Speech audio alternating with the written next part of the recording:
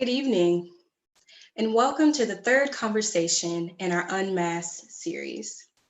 My name is Afeni Grace, and I am the program coordinator for the Harvey B. Gantt Center. Tonight, we hear perspectives from the head of our city's government, a leading strategist for Fortune 100 companies, and owners of some of Charlotte's premier businesses to discuss social and historical issues facing Black-owned businesses, how these issues have been escalated during the COVID-19 pandemic, and how these businesses can grow both in and out of times of crisis. Before we get started, please be sure to click that subscribe button below the screen to be updated on all future programs. Also, please be sure to visit our website, ganttcenter.org, for updates on all things Gantt Center related. As a way to keep our audience's voices and perspectives heard, we have linked in the YouTube chat now a 2-minute audience survey. If you have not completed that survey, please take the time to do so now. The YouTube chat is also open for any questions or comments that you have throughout the night. As with our last two programs, the facilitator and panelists will address the survey results and audience questions in the second half of the program. To facilitate tonight's discussion, we welcome back Qcitymetro's founder and publisher, Glenn Burkins. In addition to his history as an editor and journalist, he brings his experience as a Black business owner to the conversation. Thank you for joining us this week again, Glenn. Glad to be here, Afeni. Thank you very much, and thank you to the Gantt Center again for hosting these very important discussions. Even in the best of times, starting a small business is a risky proposition. Studies have shown that 20% of small businesses fail in the first year, 30% in their second year, 50% by year 5, and by year 10, 70% of those businesses are no longer in business. If those seem like long odds, imagine yourself as a Black business owner, coping with all of the historical disadvantages Black businesses have traditionally encountered, while at the same time, trying to navigate what at times feels like a total economic shutdown because of the COVID-19 pandemic. Will Charlotte's Black-owned businesses survive the virus? That's the question we'll be exploring tonight with a panel that includes Charlotte Mayor Vi Lyles, Welcome, Mayor Lyles. Thank you for having me tonight.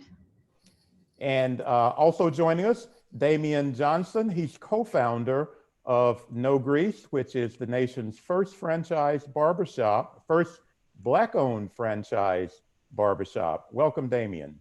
Thank you for having me, Glenn. Since we are talking about Black businesses, we're going to allow a shameless plug from each of our business owners.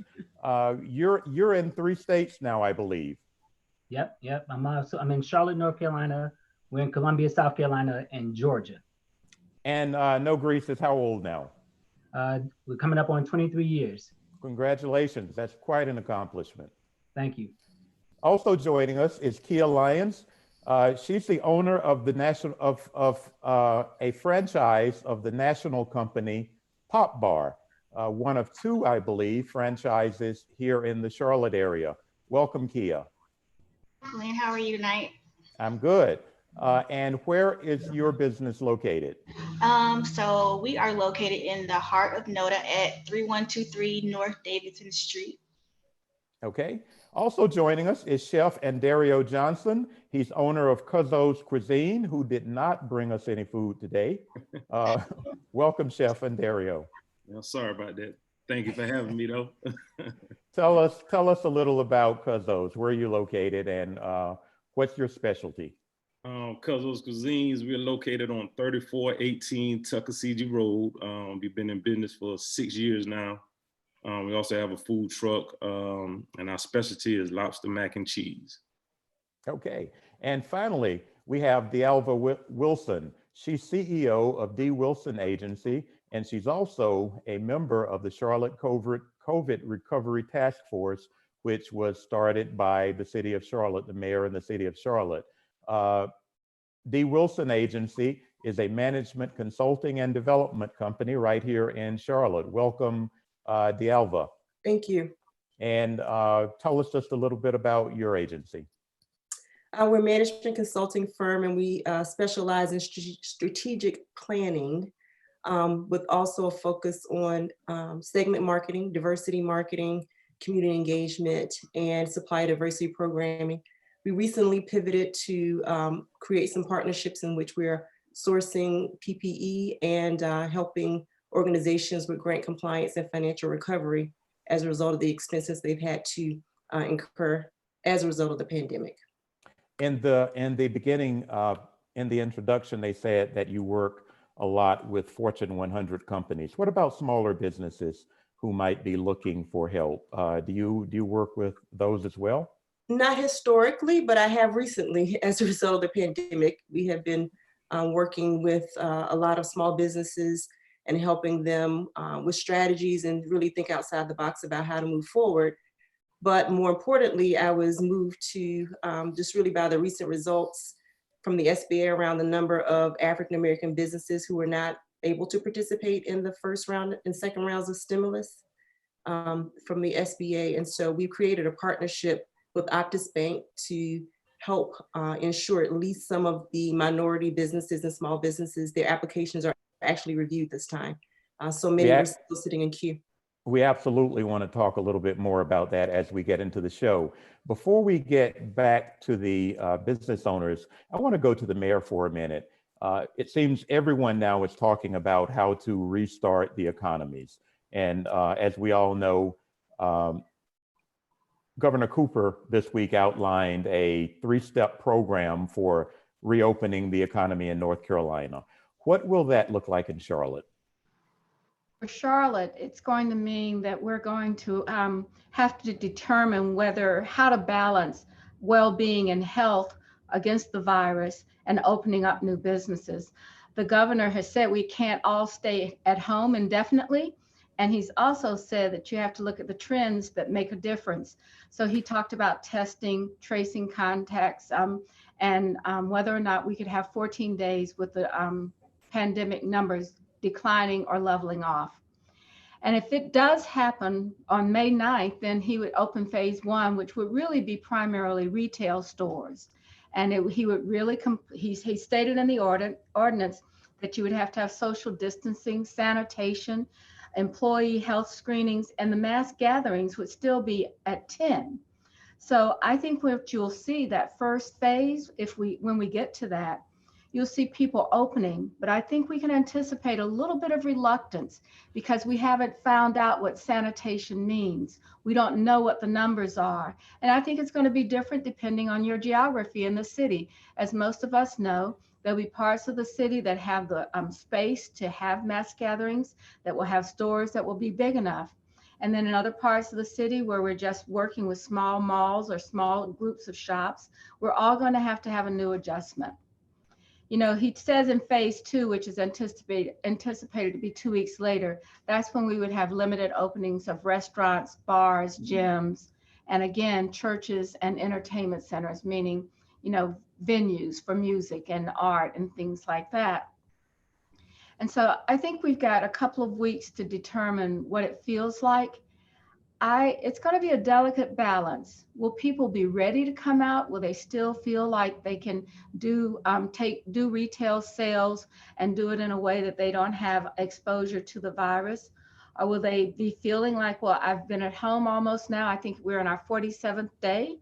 And would they be saying, I've just got to find something to do, and they will rush out for retail?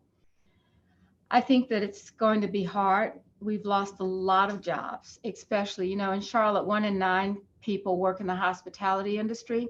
I would expect that almost 90% of those folks have been laid off as a result of the closings and the things that we've had to do.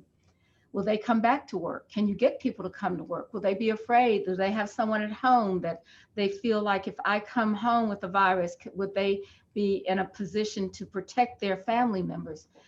It's a lot of unknowns. It's like we have hope that we can recover from the virus, but I'm not quite sure how the reopening will go. I think it's a combination of people having more hope and more agreement around what we can do.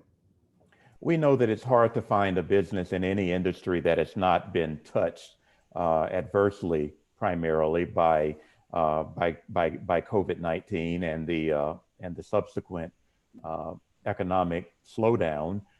Let's go back to our business owners. I want to throw this question out to each of you. How has your particular business been impacted by COVID-19? We're going to start with Damian. Well, you know, it's almost impossible for a barber or a stylist to be social distance when performing a service. So it totally impacted us from the very beginning. Barbers and stylists have always been trained on sanitation and disinfecting. I mean, that's just best practices for us. We've always been community first when it comes to health. So we have been trained on those things, but in the beginning, it was just impossible for us to even continue business from a social distance standpoint. So your business has effectively been shut down? Absolutely, shut down from the first day. Kia? Well, Pop Bar is a gelato and sorbet and yogurt pop shop. And so we were fortunate enough to fall into a category where we could remain open. And so considering all of the things that Mayor Lyles talked about, health and safety, I took a few days to think about the best way to do this. And so far, we've been open on the weekends and taking a lot of precautions as far as distancing customers as they come in, limiting the amount of customers that come in. All of my employees wear masks and gloves, and we're constantly cleaning and also switching to curbside and delivery, which is something that we hadn't done before. Are you seeing a good stream of business on those hours where you are open? No, our business has dropped 75%.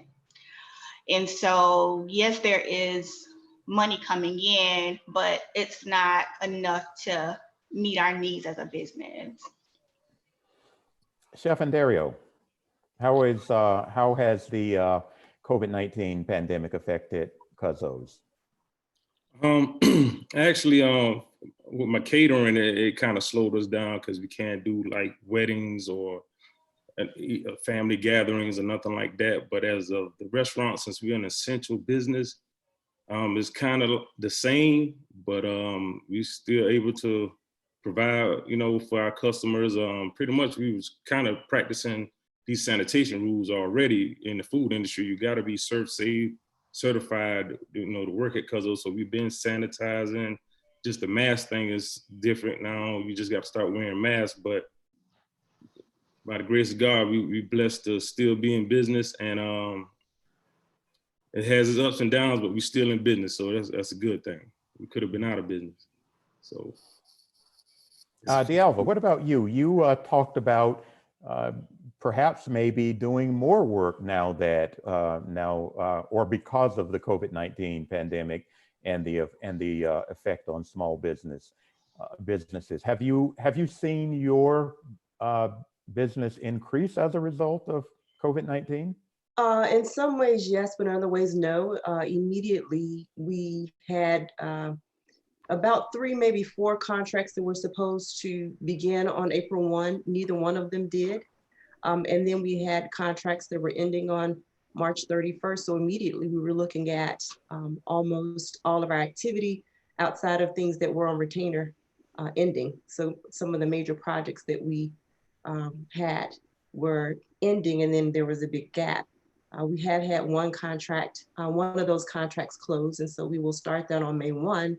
But other than that, nothing else that we had in pipeline, other than the work that's ongoing. Fortunately, those that are on retainer are still with us, and that business is still there. Commercial real estate development is still there. But we were blessed to be able to establish some partnerships. One of them was one that had reached out to me in the fall of last year that I didn't pursue quite heavily, but the time was right now given where we are in disaster recovery mode with COVID. And we feel very fortunate to be able to establish 3 new collaborations and partnerships that are right for the market. When we talk about small business, we sometimes forget that in addition to small business owners, there are also employees, or in your case, Damian, I don't know if they're employees or 1099 contractors who simply rent space. But whether we're talking about W-2 employees or contractors, how are your workers? How are they faring? My workers, first it was just a total surprise because as independent contractors, we've been on the grind so long without any real assistance from anyone before, and now to file for unemployment and things like that, that's totally something new for independent contractors. Some of my W-2s also had to file for unemployment, but the process has been, to say the least, very frustrating for independent contractors because we normally don't have access to unemployment resources. And so we just finally getting some information to provide some resources for independent contractors. What about you and Chef Andarrio? We hear a lot about restaurants and having to let wait staff go, having to let kitchen staff go. Have you had to cut back in any way? Not really. If anything, we was hiring more. We actually, like I said, we blessed, man. We was hiring more people. I guess because we already was established as a to-go spot, so more and more people ordering to go, and I just had to start using Grubhub, Postmates, and other avenues to get my food out even more. So I'm blessed to have been able to hire more people, give more people jobs. So the federal government has earmarked close to $3 billion. I think the total figure probably is, given with the two separate stimulus packages, including in that $3 billion is money to help companies retain their workers. There's money to cover some operating expenses, things like rent. Have any of you applied for and received any of that money? I applied for the EIDL and the PPP, And so far I have gotten the EIDL, and I have yet to hear back about the PPP from phase 1 or phase 2. Yeah, I've applied for PPP, haven't received anything. Have you received word of whether you had been approved or whether your application was complete? Because I'm hearing a lot of small business owners say that they're just having trouble even getting their applications through the process. Right. So my application was complete. They did send an email, let me know that application was complete. That was a week ago, but we haven't had any type of response since then. What about the other panelists? Well, the application being complete also doesn't mean that it's at the SBA also. It just means that your information is complete with the bank, but they still have to submit it to the SBA for processing. Right. And I have not received any funds. I am applying again as a part of the PPP for the second round. But I'm going a different route this time, again with the minority CDFI, Optus Bank, so that at least with this round, there was $30 billion set aside for minority CDFIs, a total of 60 million for small banks. And so hopefully we will get some more attention that way. We're supposed to get some more attention that way, and it is less competitive. I heard today that there are 4 million applications still in queue, even from the first round. And so banks are not responding, banks are not answering the phone. What essentially happened is that it was rolled out without a lot of infrastructure in place. It's a double-edged sword. There was a sense of urgency to get it out, but the bones weren't there to really properly and effectively execute the program. And that's the result of what we're seeing now. Everybody is overwhelmed. But essentially, unfortunately, those people who don't have a lot of people, so, it's not just African-American or minority banks or companies. There are a lot of people that are just still in the queue. Okay. We definitely want to come back to that in just a minute, but I also want to hear from Chef Andarrio about your experience. Have you applied for any of the stimulus money? Yeah, we applied for all the loans. The only feedback we got was from Mecklenburg County. We also tried for the local loans, and they denied us that. So that's the only feedback we got so far. But hopefully we could hear something from the PPE and other loans that we applied for. DeAlva, what advice would you offer to small business owners who are out there who need this money, who are depending on this money, and they've encountered roadblocks? There are a lot of resources out there outside of SBA. There are a lot of grants that are available, but you really have to do your homework and just stay informed. The money is there, the money is available from the federal government. There's more money coming from the federal government. There's talks of a fourth round. Today I heard a number around $1 trillion in the fourth round. That's a big number. Unfortunately, that doesn't always equate to different results for us, even with larger numbers. So we really have to be informed and innovative around finding the resources that are there. It also means rethinking how we do things going forward as a business. But in terms of resources, it's just very limited. The city had a pot of money, or has a pot of money, but it's $1 million. It's not enough.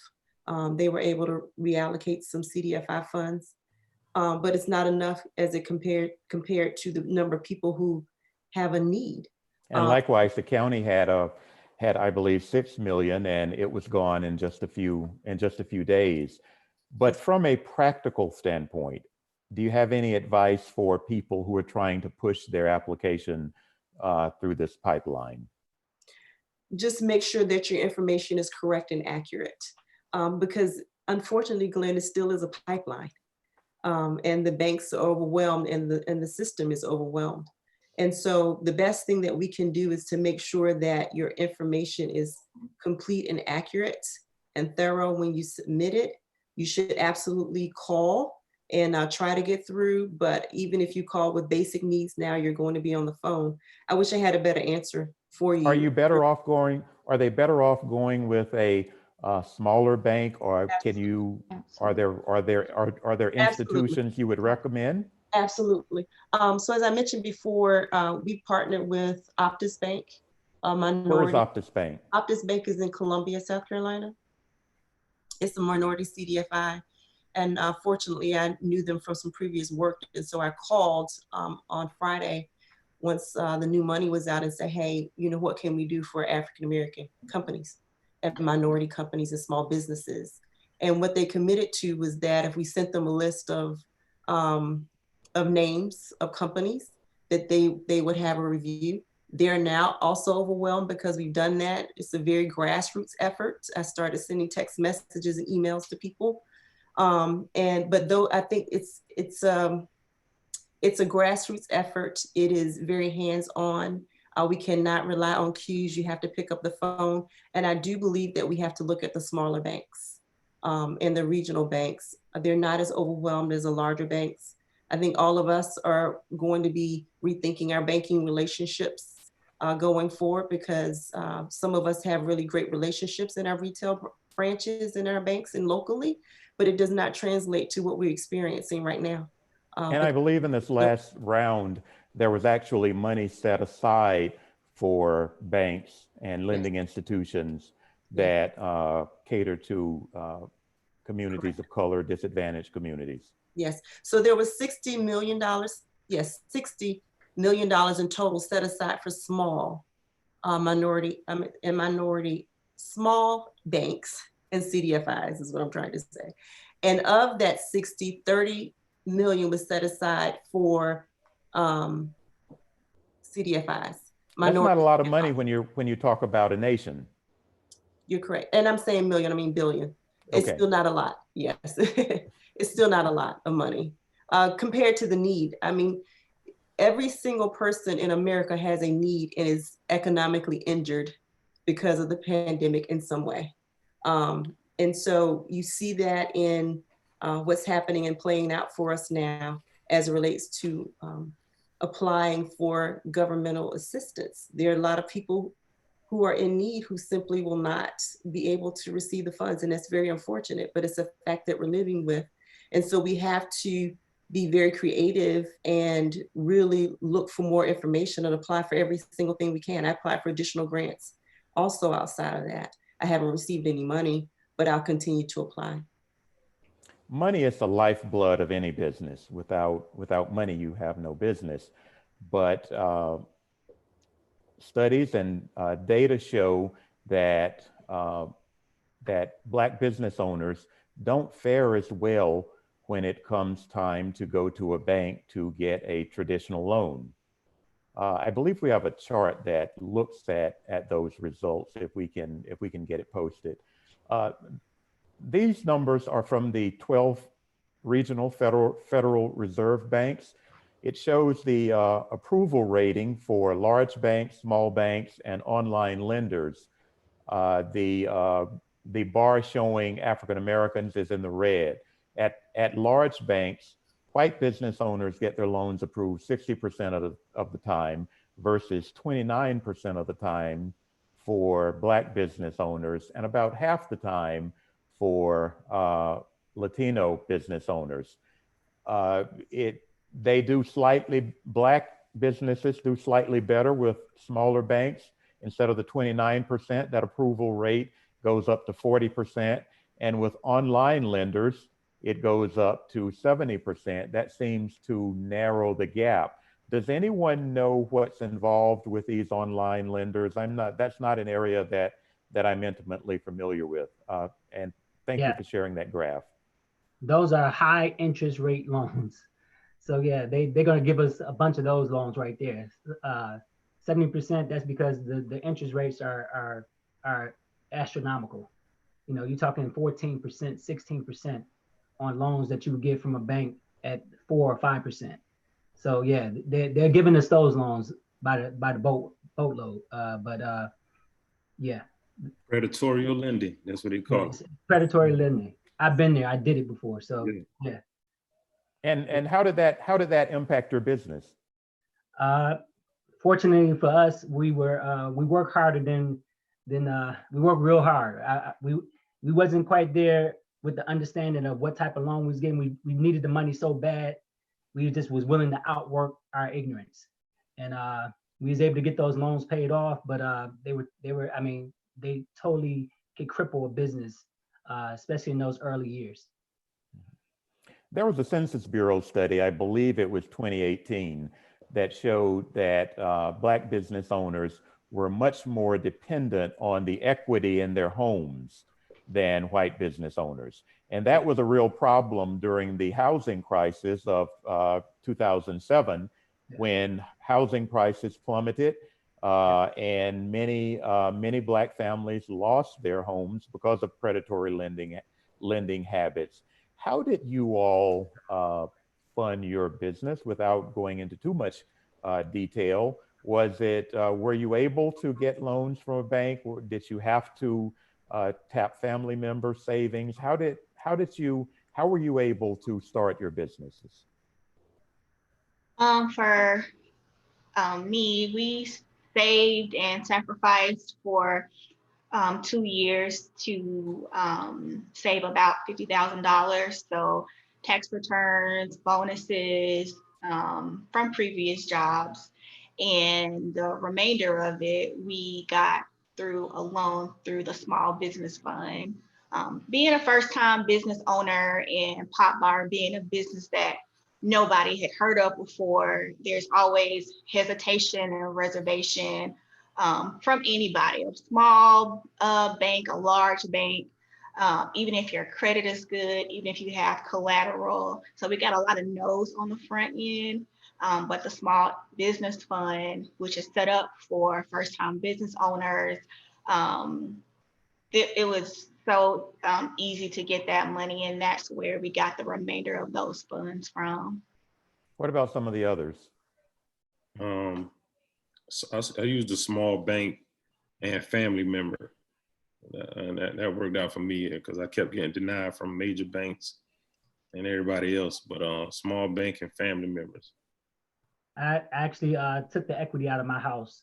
Me and my brother had bought a house, and we took the equity out of it and started our first shop in 1997. So we took the equity out of our home, about $60,000, and the rest was savings. Mm-hmm. I have a very low overhead business, and my run rate is pretty low. And so I was able to use my own dollars to launch the business. Mayor Lyles, business is just one of many ways COVID-19 has impacted the Charlotte community. What disparities are you seeing out there, whether it relates to funding or other areas? Well, the very first thing I want to say is that the disparities, I've seen two, and the economic disparity is real and everyone has spoken to it. The second disparity that I've been seeing is healthcare. And the idea of access to healthcare, access before you have a chronic condition is important. And we really lag behind other states and what we need to do to have healthcare in neighborhoods of color. I'm really glad to see that, Michael Jordan did a clinic on Freedom Drive, and there will be one on Statesville Avenue, and he's doing that clinic in conjunction with Novant. We have two federally mandated centers here, one in the university area and our historical one, C.W. Williams. That is not enough for a population that exceeds 300,000 people of color that live in this community. So it's very difficult right now to address that. It is a lesson that we've all known about, but this pandemic really makes a difference, because if people of color get sick, they often die. And that is unacceptable. And it's because of chronic diseases that need to be managed much earlier. And that means we have to have more health care. Okay. Going back to our business owners, how are you all preparing for the future? Eventually, stay-at-home orders will be lifted. People will return to their jobs. People will return to restaurants, what have you, barbershops, beauty salons. How are you preparing for that inevitability? Well, on our end, of course, we're taking all the necessary steps for educating the barbers and stylists on, safety and safety for the client and safety for ourselves. So we're going to take it up a whole nother notch with wearing the mask and gloves and disinfecting everything all day, every day. But it also kind of confirmed that, this crisis confirmed that, Black businesses specifically are on their own. And we're going to have to create advocacies and collaborations with each other to support one another, because we're literally out here on our own.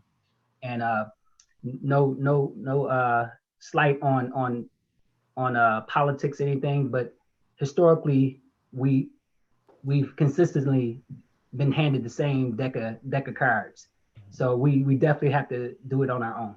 Are you still cutting, Damon? No, Damon? I haven't. No. My brother cut my hair today, but nah. Would you? He did a good job. Yeah. Would you feel comfortable cutting hair in this environment?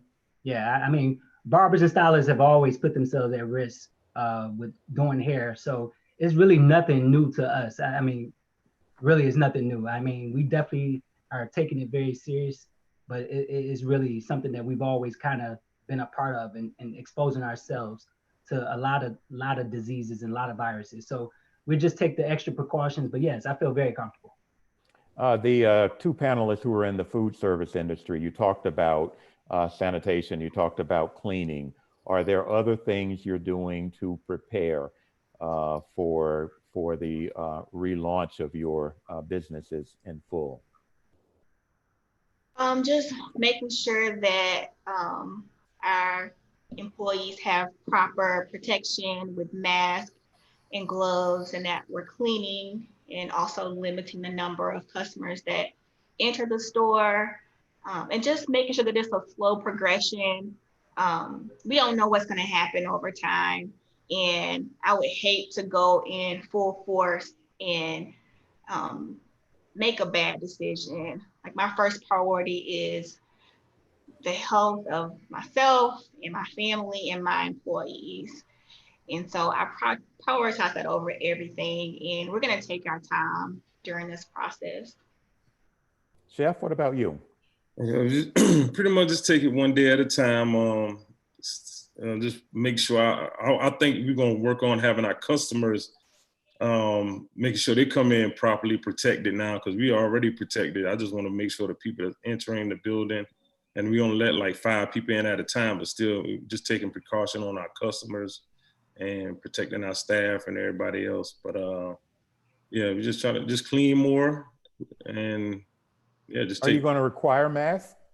Oh, for customers, yes, we're going to require masks for customers. Our employees are already required to wear a mask. If you don't wear a mask when you come in the building, you got to go back home. I'm not, we're not playing with it. Restaurants in general are subject to closing. I'm not sure why. You all probably know a lot better than I ever would. What are you worried about as we enter this new phase? What are the things you're most concerned about in terms of being able to make a go of it? I'll go back to you, Chef. The only thing I'm worried about is maybe scaring our consumers, man. Having a lot of them scared to come out. That's the main thing I'm worried about. Other than that, we're gonna still keep pushing, still keep doing what we do. But yeah, I'm just worried about the consumers not, being afraid to come out, and that can really affect the business. Kia? I guess one of the things that I would like to do and that I had to postpone is growing and expanding our business.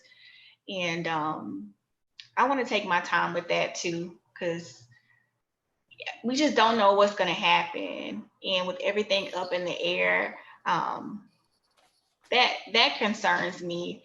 I know it's a good time to start a business for I feel like for new business owners, but for me, I'm kind of being cautious, and I think that consumers are also going to be cautious as well. And so we probably won't get an influx of customers.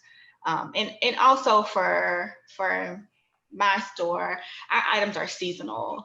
And so although we're open year round, this is our peak season right now. And so we usually stack money to get us through the winter season. And being that we are, have our sales have declined 75%, I am not putting that money away for the winter time. And so my concern stretches out for the entire year into 2021, because winter doesn't end until February. And so we're constantly thinking about what are we going to be doing next? How are we going to prepare? And it's just a big question mark. How do you extend this out and stay open for such a long period of time? And I do think we'll be able to stay open. You know, as an entrepreneur, you fight for it and you do whatever you can to stay open. That's what we signed up for. And so we're gonna fight for it. But there still are a lot of unknowns during this time. When we come back, we're going to talk about kind of the dream that so many people have about opening a business of their own. But right now we've reached the part of the program where we're going to go back to Athene to get the results of the survey that some people in our audience have taken online. Athene? Yes, thank you, Glenn. Yeah, so we're going to switch gears for a second and discuss the audience survey results. Please keep in mind that these results are only based on the audience members who completed the survey. So as you see on the screen, our first question is, are you a Black business owner? You see here we have a very slight majority of about 53% of surveyors who are not currently Black business owners, and 47% of our surveyors are Black business owners at this time. Our next question is, including yourself, how many Black business owners do you know that have applied to any government assistance programs? So we have about 56% of surveyors who know 1 to 5 of those Black business owners.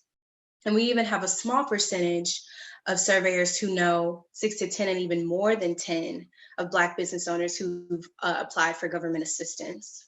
Our next question is, are you familiar with the Charlotte Open for Business program? We have an overwhelming majority here of about 82% who are not currently familiar with Charlotte Open for Business. And our final question was, has your desire to support Black businesses increased since this pandemic? As you can see here, we have an overwhelming majority of 82% of surveyors whose desire has increased, and we have about 18% whose desire has stayed the same since the start of the pandemic. So based on these survey results, Glenn, is there something that sticks out to you or to the panelists? Well, certainly that last graph was encouraging, that people are recognizing the disproportionate impact that this is having on Black business owners. And they at least appear to be more willing to support those businesses. What about you, Mayor Lyles? Anything jump out at you about that survey? Absolutely. When 80% of the participants not knowing about Charlotte Open for Business, let me say, Charlotte is open for business. It is a website. Our first membership series webinar is at 10:30 tomorrow, and you just have to go to charlottenc.gov to participate. We are trying to make sure that people have access to the information that is necessary for them to open their businesses, to be successful. And so we're going to have some panelists showing up. We're going to have a local person from the Small Business Administration. Ralphine Caldwell, who is with LIST, is going to talk about the city's micro business loan program, relief fund that we're working. And we're going to have Natalie Williams with the Women's Business Center. So go to charlottenc.gov, click on meetings, and there's a business mentorship series. It's part of Charlotte Open for Business, and it's particularly focused on small and minority businesses. We also have the Recovery Task Force, and that they meet on a regular weekly basis on Tuesdays, and you can have a meeting with them and do the same type of format that we're having tonight. So go to the city's website, charlottenc.gov, and click on Charlotte Open for Business. There are a number of resources there that we would encourage small and minority businesses to participate and look through. We want to certainly get back to the survey results, but while we're talking about Open for Business, Mayor, there's a website, I believe, where business owners can list their businesses. Is that correct? That is Open for Business. You can list your business, tell people what you do and what your hours are, and we're trying to build that directory of business opportunities so we can direct everyone in the city to go to Open for Business to find and source materials, goods, and services. Okay. Damian, anything about that survey jump out at you?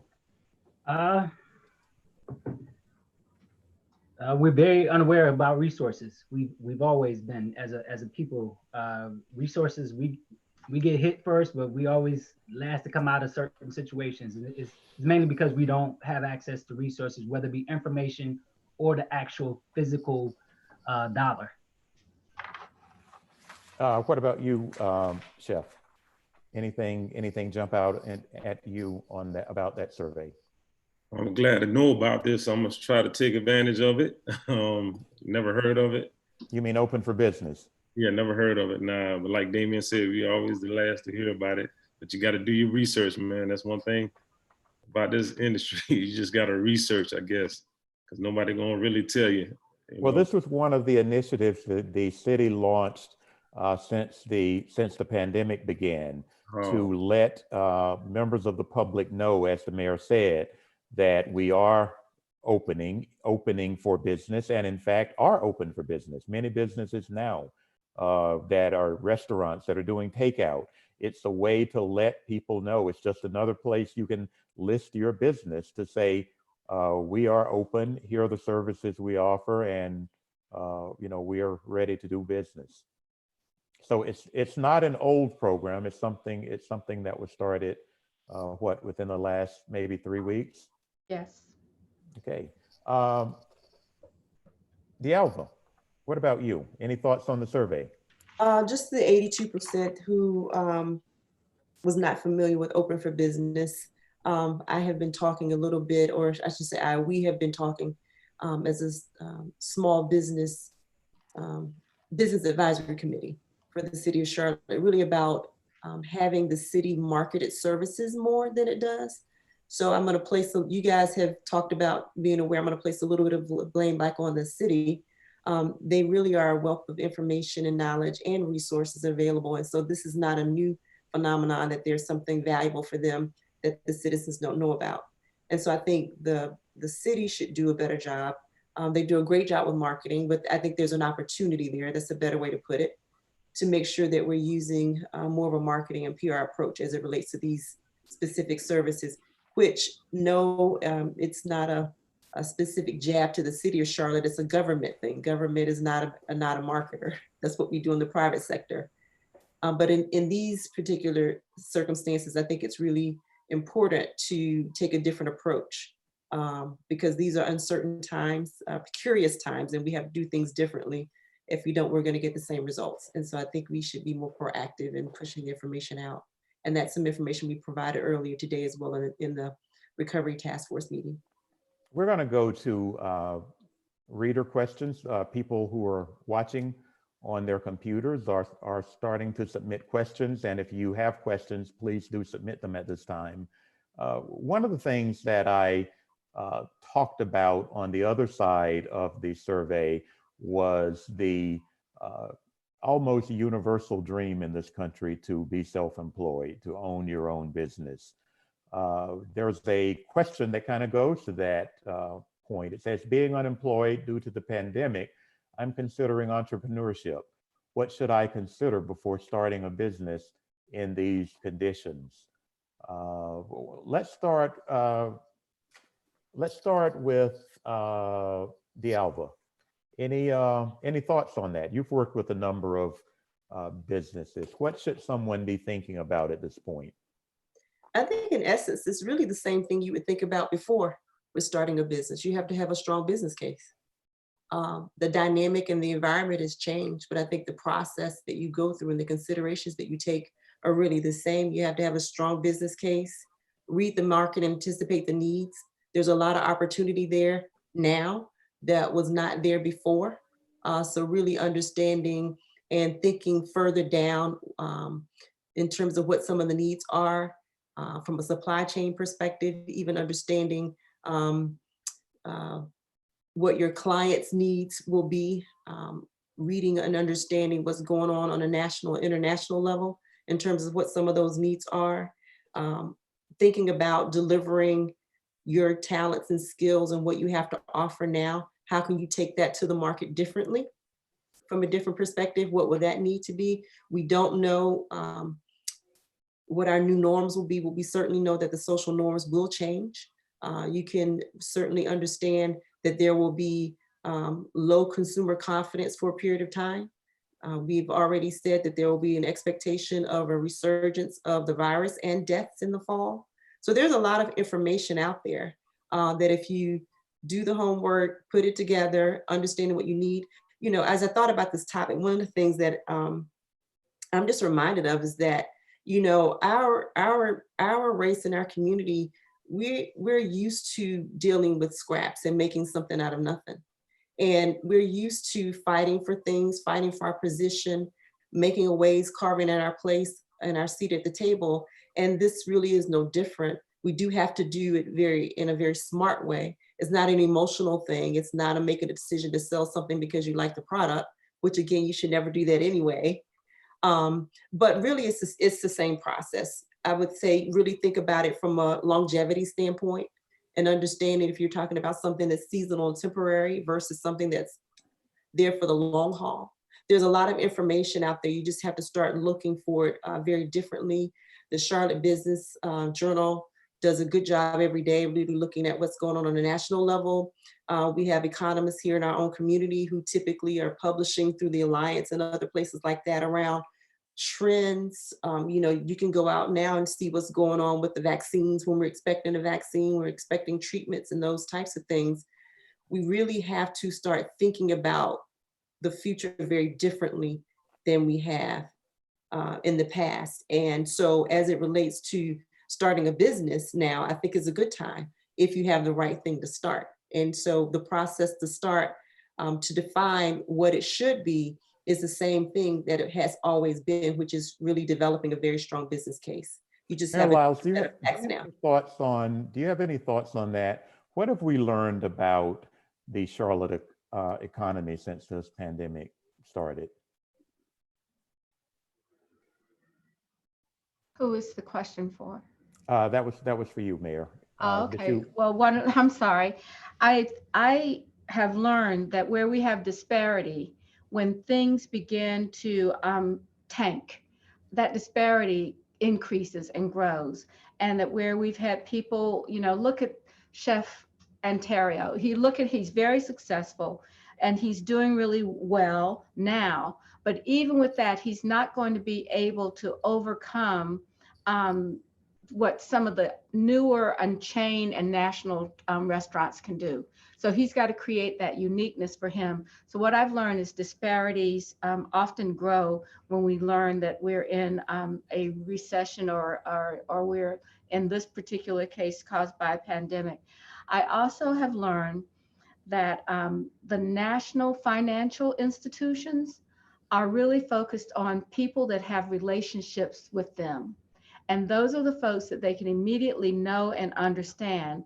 And one of the things I've learned is for our businesses, we need to develop those relationships, but it doesn't necessarily, I think DeAlva said this, not with one of the large banks, but go and find one of the credit unions or a smaller bank or one that's committed to the community development work that we're doing and establish that relationship immediately. Because without those banking relationships, when things go bad, you don't have anyone to turn to that knows you and is willing to go and get your information and move forward with you. So those are the two things that I would suggest. Damian, how prepared were you to launch and grow a business when you when you started out. What advice would you offer to this person who asked this question? Well, I think I did everything that everybody said do, and, you know, from going to college to getting a degree to, you know, hiring smart people around you and the business plan, everything. I try to do it by the book. But at the end of the day, as an entrepreneur, you really have to have a real strong faith, and you have to be fearless. I mean, because I didn't seen, 23 years, I've seen some things, and I think, you know, being fearless and being faithful has been, you know, the thing that has guided me through this whole process. You know, we've made money, we've lost money. We took $5 haircuts, you know, into a $2 million, you know, revenue business. So, I mean, I've seen it, and I would say, you know, really as a people, we have to be fearless because the cards are stacked against you, and that's just facts. And you know, do it by the book, but then you need that extra push, and that's that fearlessness. Mayor Lyles, a reader has a question. Did the city initiate a program to support small businesses? We've talked about we've talked about Open for Business. What we haven't talked about is the small business task force. Right. But I think that this might be in reference to the CARES money that we received. And we do have plans for a micro business relief fund that will address corridors in our community. So those corridors are primarily on the west side and North Tryon and Eastland areas. And there will be a program for entrepreneurs and small businesses there. We're going to talk about that at the webinar tomorrow. So please pay attention to that and listen for the information about the Micro Business Relief Fund. But I think that what we're really trying to do is that there are going to be some other things coming up, and DeAlva is a member of this committee, but how do we make sure that people feel confident? We need to tell people that these businesses have the tools that they need to be clean and to be safe. So that's something that we have to do. We have to provide technology support. So people need to have 5G, they need to have technical support, and they need to have technology equipment. And we need to work with them to be able to get those kinds of tools that they will need to be successful. Many of the businesses that had to close under the stay-at-home order, they began immediately doing online offers and services and delivery. And that was the way that they struggled through. They lost business, but they were able to keep a certain amount of money coming in. We think that that's going to be an area that people will all need to be able to focus on. And we also need to provide workforce talent. We need to get people educated that going to work is a good thing.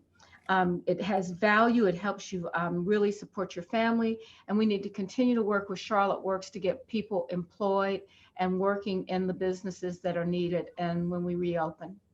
Mayor, are you confident that we're going to emerge from this in a better place at some point? You know, I'm an optimist. I'm with Damian on this. You have to have faith. I grew up in a small family business, and banks weren't giving Black men any money at that time. And we all had a family bank. You met on Sundays after church, how much money everybody had and who was going to use the money this week. And my family business is a third generation African-American business right now. And they still operate in a way that will support the family and support other people that look like us. And that is the kind of tenacity and faithfulness and confidence that we have to have. So yes, I do think that we can be better. I think it might be different this time because we're dealing with the unknown. You know, we know banks are stacked against us. We know that we don't always get a chance, but with the virus, we don't know. With this virus, we don't know what's going to happen. I really feel like until we have a vaccine, it's going to be tough to have us just say everything's back.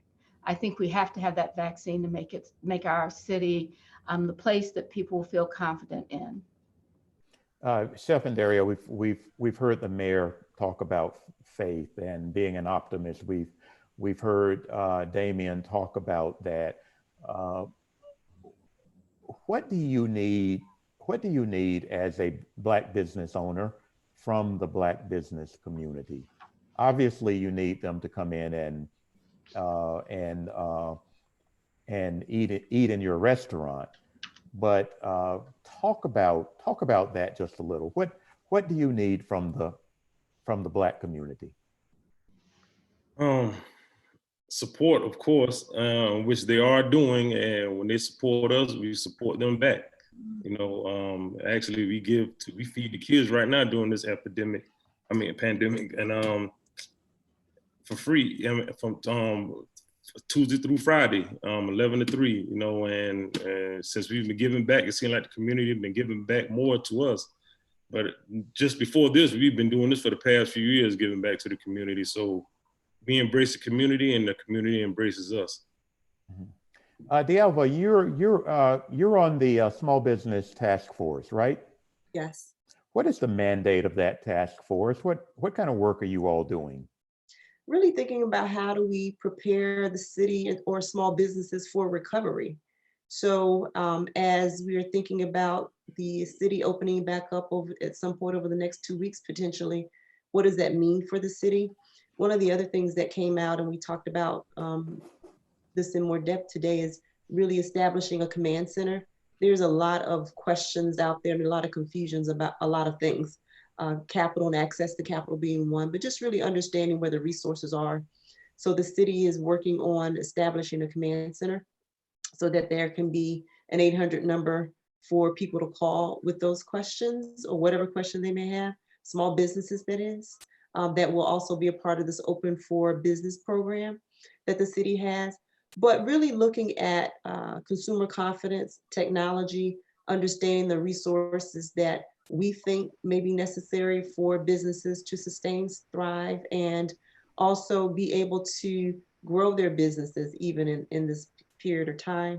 So really focusing on a number of things, but more importantly, just really helping companies be prepared for recovery once they're back open for business is a primary mandate at this time.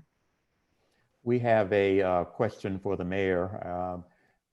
One reader wants to know what falls under the scope of retail businesses that will be allowed to reopen on the 9th. Do you know that? Well, let's say that the goal, the governor will determine based upon the criteria of have we been declining or leveling off in the number of cases of the virus in our community before he says we're going to open. So, but the first date that he will do that assessment is May the 8th. My understanding primarily will be retail. So what would be called later would be restaurants, bars, gymnasiums. So that would not occur.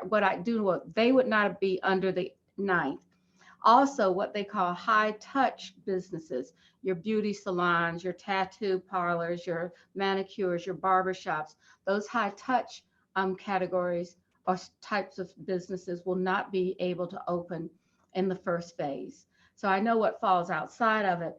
I think it's a broad number of what I would call basic retail, from, you know, your grocery, your food, your clothing, all of those kinds of things will open, but not your food, restaurants, bars, entertainment centers, or even churches, and also not the high touch businesses.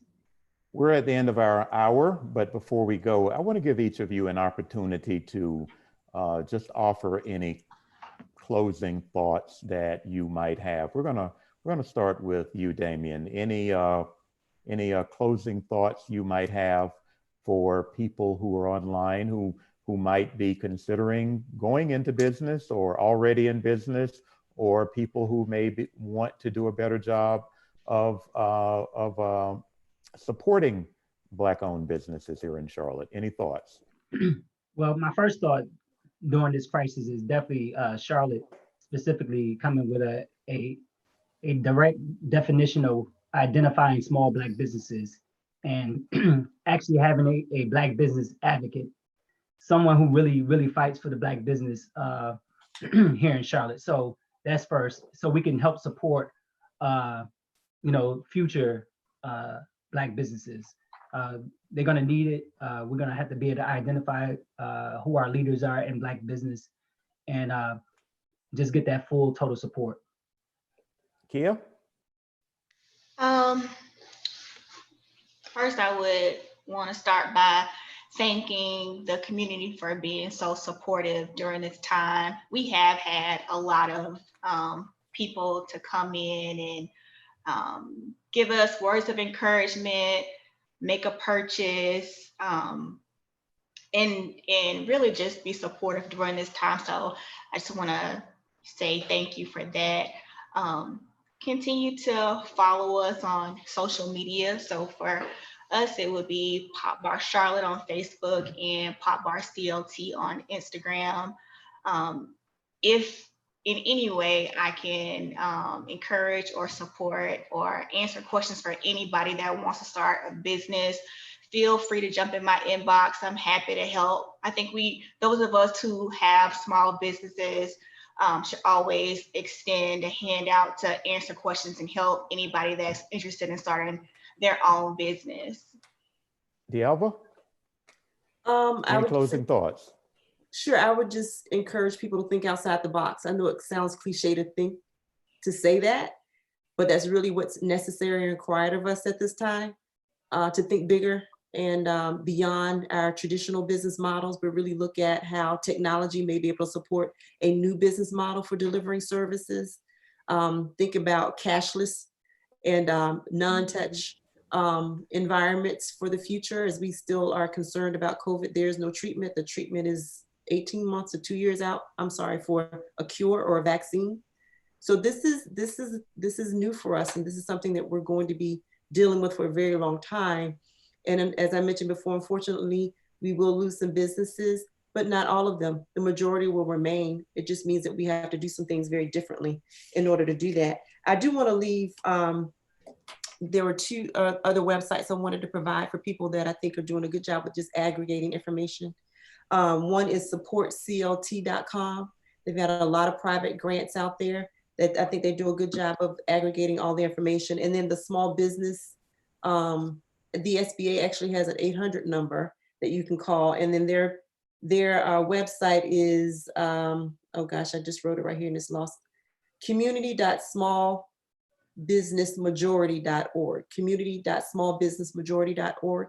So as we think about information, there's a lot out there. It can be overwhelming. And so what I've tried to do is really find places where they aggregate a lot of the information on a daily basis. The Alliance also has a newsletter that you can sign up for, and it's delivered to your box each day, and they do a pretty good job as well. The last thing I want to say is to apply for everything. Just apply for everything. There's a lot of private grants out there. I know we talked about the city and federal government and SBA, but there are a lot of private grants out there that are available, and more are being made available each day. Okay, thank you. Chef Andarrio, what about you? First of all, I want to thank everyone for supporting Cuzzo's Cuisines, because you continue to support us. We're going to continue to support you. Anything we could do to help, knowledge or whatever, we try to help out. But I just advise anyone to, if you go into business, think of an essential business and be able to adjust and change with the times. You're going to get left behind. Okay. And finally, Mayor Lyles, any closing thoughts? That you have to show up and you have to hang in there for your voice to be heard. If we want to do something differently, you have to help us do it. Okay, we want to thank our panel. Thank you, DeAlva, for joining us today. Chef Andarrio, thank you. Kia Lyons, the owner of Pop Bar, thank you for being with us. And Damian Johnson from No Grease, thank you for joining us as well. And finally, Mayor Vi Lyles, thank you for being with us this afternoon. And finally, we want to thank again the Harvey B. Gantt Center for hosting this conversation, a very important conversation.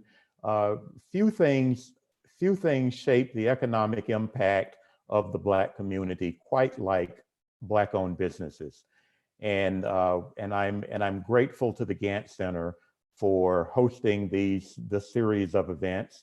We hope that there will be others when we are able to come together to talk about other issues that are important to the African American community here in Charlotte.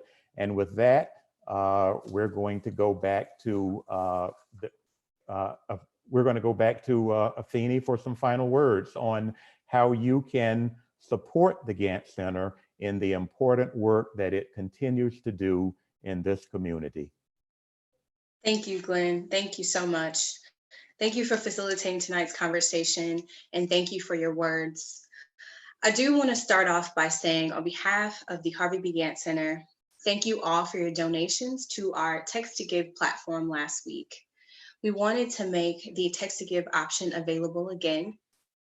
As you see on the screen, by texting Unmasked to 704-270-2299, you support necessary programs such as our Unmasked series, as these conversations are critically important at this time.